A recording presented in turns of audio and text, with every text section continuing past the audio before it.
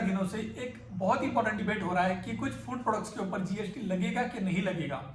यहाँ पर जो दाल मिल ओनर्स है, पोहा मिल ओनर्स है, जो राइस मिल ओनर्स है, उन्होंने किस तरह का अप्रोच रखना चाहिए, क्या उनका स्ट्रैटेजी होना चाहिए, उनके लिए क्या इंपॉर्टेंट कंसर्न्स होने चाहिए, इसके ऊपर ये वीडियो है, ना कि इसके ऊपर कि जीएसटी लगेगा कि नहीं लगेगा। बिकॉज अगर जीएसटी नहीं लगेगा तो obviously right now GST is not payable on there product and going forward also उनके जीएसटी उनके प्रोडक्ट पे नहीं लगेगा, so for them there is no change. But अगर जीएसटी लग जाता है तो क्या, इसके ऊपर कोई डिबेट नहीं हो रहा है। तो मुझे लगा कि ये एक इंपॉर्टेंट एस्पेक्ट है जो सब आपके साथ जो ओनर्स है उनके साथ डिस्कस करना चाहिए। The first and important thing is, अगर आपके प्रोडक्ट के ऊपर जीएसटी लग जाता है तो सिर्फ वो 5% वाली बात नहीं है कि मुझे टोटल टर्नओवर के 5% जीएसटी देना है। It is not like that. The important aspect is आपको जो पूरा आपका सप्लाई चेन है, जो आपका प्रोक्योरमेंट है, एज वेल एज जो आपका सेल्स है, उसको आपको अप्रोप्रिएटली ट्रैक करना पड़ेगा।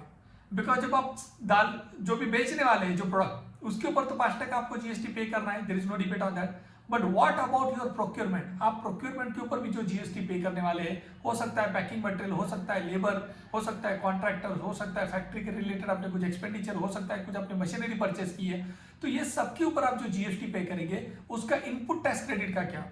अगर आपके वेंडर्स ने वो जीएसटी गवर्नमेंट को पे नहीं किया, अगर उसका कल जाके जीएसटी रजिस्ट्रेशन कैंसिल हो गया, अगर वो एनजीटीपी यानी नॉन जेन्युइन टैक्स पेयर अगर कंसीडर कर दिया गया, तो आपके ऊपर क्या इंप्लीकेशन आने वाले हैं, ये मुझे लगता है कि सबसे ज्यादा इंपॉर्टेंट कंसर्न हो सकता है आप सबके लिए। तो फ्रेंड्स, मैंने कितने सारे दाल मिल ओनर्स और इनके साथ जब बात किया तो ये पाया कि उन्होंने टिपिकली जो अकाउंटिंग का जो उनका सर्विस है वो आउटसोर्स कर दिया है।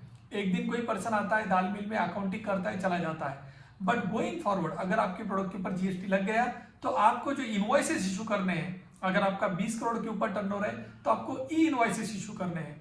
जब आप गुड्स सप्लाई करने वाले हो तो आपको ई वे बिल इशू करना है। उसके बाद हर महीने में जीएसटीआर 1 11 तारीख को आपको फाइल करना है। हर महीने में जीएसटीआर 3 भी आपको इफेक्टिवली 20 तारीख को फाइल करना है। उसके बाद एनुअल रिटर्न, उसके बाद आपके एनुअल ऑडिट हो सकते हैं, and additionally even assessment, search, scrutinies भी आपके डोर पे आ सकती है। तो इसके लिए GST it is not going to be just 5% game, but आप सबके लिए बहुत बड़ा चैलेंज बनकर उभर के आ सकता है।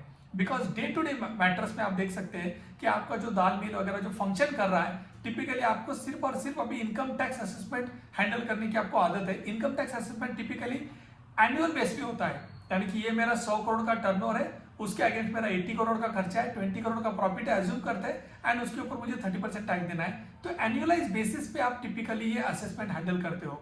लेकिन जैसे ही जीएसटी आ जाएगा, आपको जो भी आपने प्रोक्योरमेंट किया और जो आप सप्लाई कर रहे हो, सेल कर रहे हो, उसका आपको डिटेल में इनवॉइस लेवल पे, ट्रांजैक्शन लेवल पे आपको प्रॉपर डॉक्यूमेंटेशन रखना पड़ेगा। आप जब भी कोई गुड्स या सर्विसेज प्रोक्योर कर रहे हो तो अप्रोप्रिएट एग्रीमेंट है क्या आपका, अप्रोप्रिएट इनवॉइसेस आपने लिए हैं क्या, आपके वेंडर ने जीएसटी अप्रोप्रिएटली जीएसटीआर 1 के थ्रू पे किया है क्या, आपके 2A 2B में दिख रहा है क्या, उसके बाद में वो जीएसटी बराबर भर रहा है क्या, ये सब चीजें आपको अप्रोप्रिएटली देखनी पड़ेगी, जो आज आप बिल्कुल नहीं देखते हो।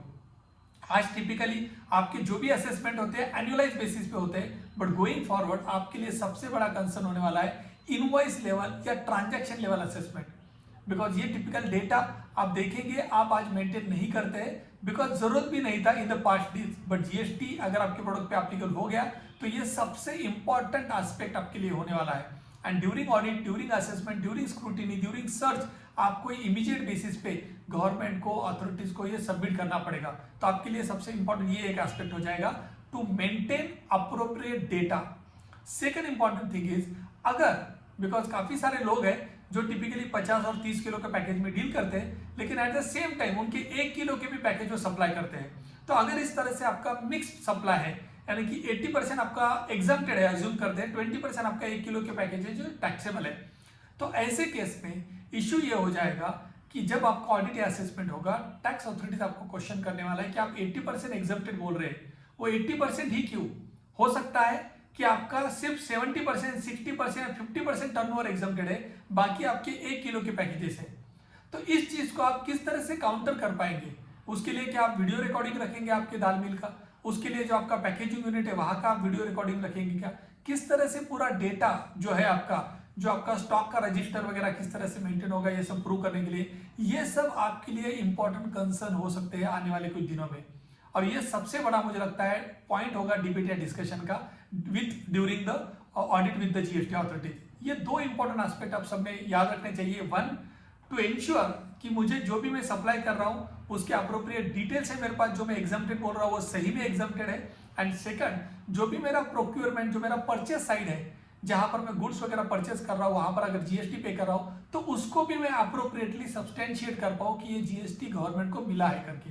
तो ये दो चीजों के ऊपर आप ध्यान रखिएगा, बिकॉज अगर आपने ये दो चीजों के ऊपर ध्यान नहीं रखा, ऑडिट और असेसमेंट में आपको काफी प्रैक्टिकल चैलेंजेस फेस करने पड़ेंगे। बिकॉज जो अभी के राइट नाउ जो टैक्स पेयर है, वो जो जीएसटी रजिस्टर्ड है, किसी के ऊपर रेड या सर्च हुआ है, तो आप उनसे भी बात कर सकते हैं और वो भी आपको बताएंगे the kind of challenges they go through during audit and assessment. तो आप सब वो चैलेंजेस से ना गुजरे, इसके लिए अगर आपके प्रोडक्ट के ऊपर जीएसटी एप्लीकेबल होने वाला है तो इमीडिएटली ये जो हमने डिस्कस किया वीडियो में, उसके ऊपर अप्रोप्रिएट एक्शन लीजिएगा।